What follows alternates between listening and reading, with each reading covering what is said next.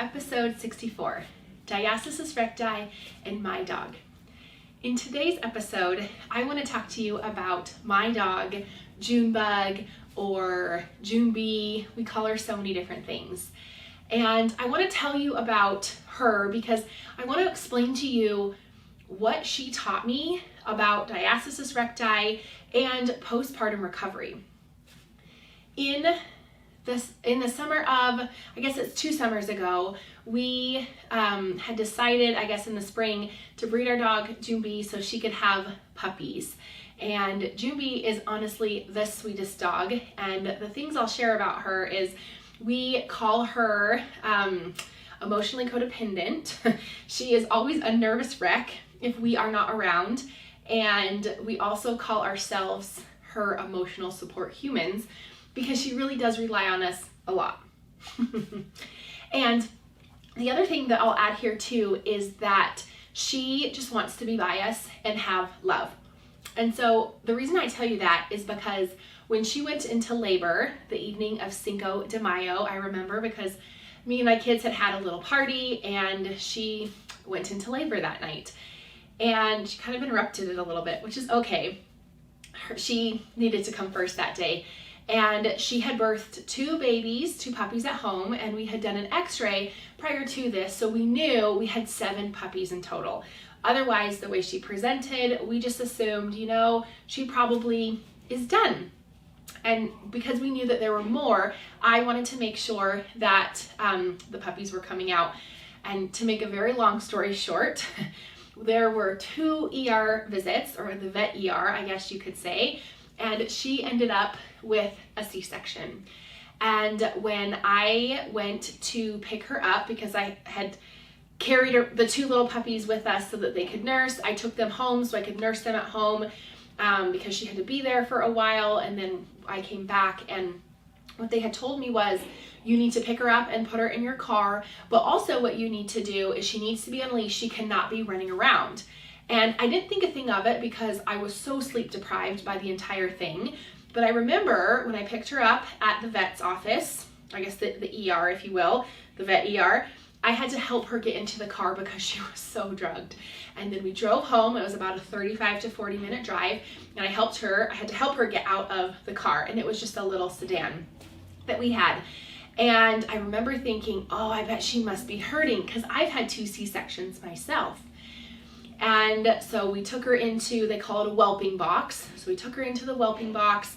It's a box and it has, some of them have lips. Ours had PVC pipe just to keep, if the mama rolled up against the side, the puppies still had a place of protection so the mama wasn't rolling on the puppies. And so we took her out there. We got all the puppies nursing. It was so sweet. And I think we maybe spent, 20 to 30 minutes out there with her. And then I asked her, hey, Junebee, you need to go outside and go potty? And she immediately jumped up, looked like she was going to knock over those puppies, and she went tearing out of that whelping box. We have a door, a doggy door from our garage to the outside into our fenced backyard, and she took tearing out of there. And I thought, oh my gosh, just not that long ago, I had to help her in the car and help her get out of the car, and she's running around, and they told me that she needed to be on a leash. And so I was panicking because I didn't know what to do. And so I just let her kind of run around because I thought, well, I guess she's an animal. She can figure it out. And she was running around. And she came to me when I called her. And I thought, oh gosh, she must be hurting. And so I had her lay down and I wanted to check her stitches because I thought, oh, I can't imagine having my baby via C-section. And I only had 1 baby. She had the rest of the 7, she had 5 more via C-section. And I thought that I would be in so much pain. Yes, she had pain meds. Actually, I'm not sure if she did or not, but I didn't do any pain meds, and I couldn't even imagine like how she was doing this. And so what I did was I checked her stitches and everything was intact. And I thought, oh, this is so interesting. And I noticed that she seemed to get really nervous if she couldn't go outside and run around. And I started thinking about this, and maybe because I was delusional, and I watched her on her healing journey. I would check her stitches every day. I started doing scar work like I would with my patients because this is my beloved June B. I wanted to make sure that she was okay. And the interesting thing, well, the pieces of advice that I want to give you that I learned about core and recovery, and yes, she had a C-section. Chances are you didn't have a C-section, but here's what I learned. And I'm not saying that we all need to go out and run after we give our baby. She is an animal, but I also thought we're like animals to some degree. I'm not going to go like down that track or anything, but she walks around on all fours, right? On her front legs and on her back legs, and we walk on two.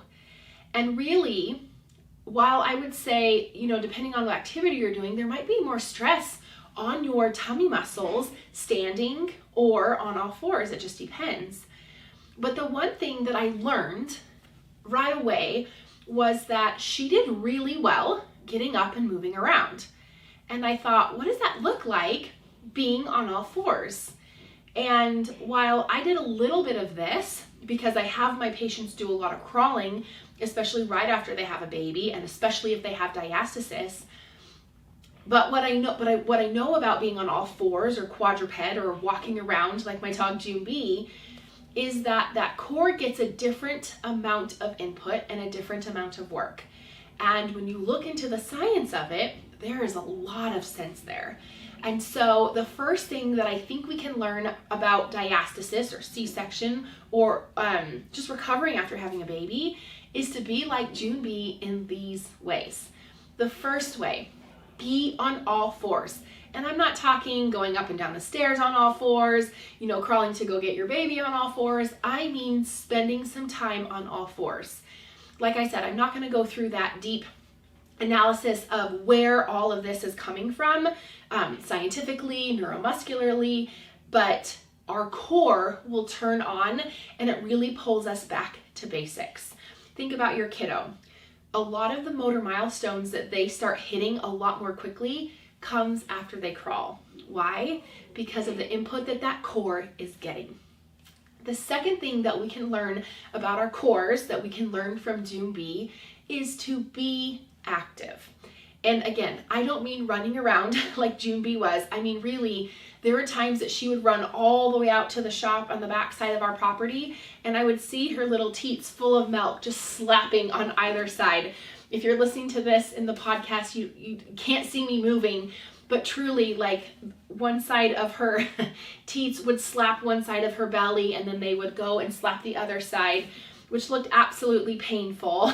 And I was thinking, oh, I remember when, I was nursing and how full I was. But what I mean is that was the one thing that seemed to keep her happy, was that she just needed to get outside and move a little bit. I would argue to say she might have done too much, but that's what she wanted to do. And like I said, I kept an eye on her scar. But that is, I think, such a great point to consider. The third thing that we can learn from June B and our cores after we have our baby is that there's a lot of healing that gets done naturally.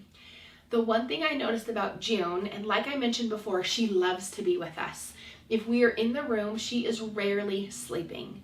However, after she had her baby, her puppies, she slept a lot. And I know as a new mom, it's really hard to get that time to sleep.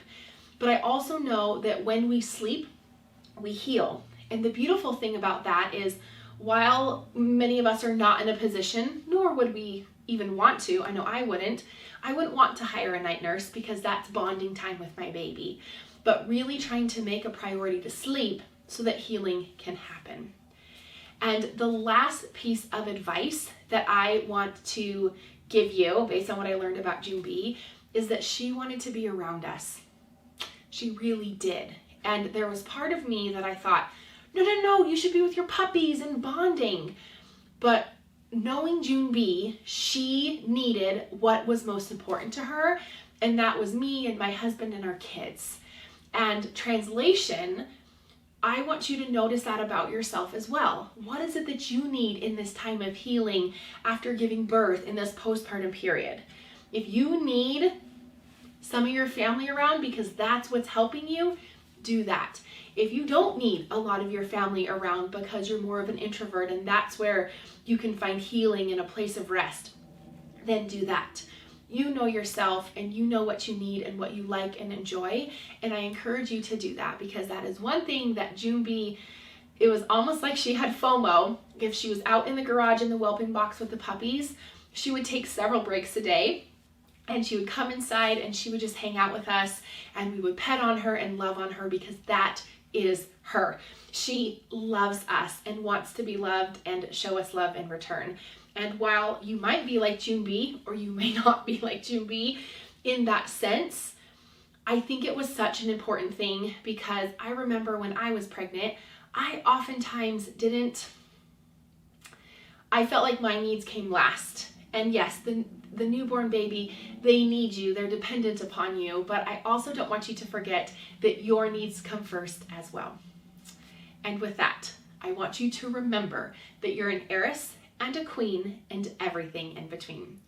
And before I end this episode, I want to remind you that at the end of this month, the Diastasis Recti 101, the vital steps to overcoming diastasis and getting rid of the mommy pooch, is being revamped and will be available for you.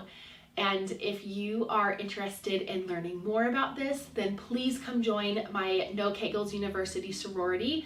It's a free group where each month there's a monthly training and exercises to go along with that theme. And it's free. And the last thing, if you're struggling to know what your next step is, whether that's your pelvic floor or your core, then I invite you to fill out the form. You'll see it in the show notes, your pelvic floor or core's next step form. And I would love to get back with you about a strategy or two that you can start implementing today. See you in the next one.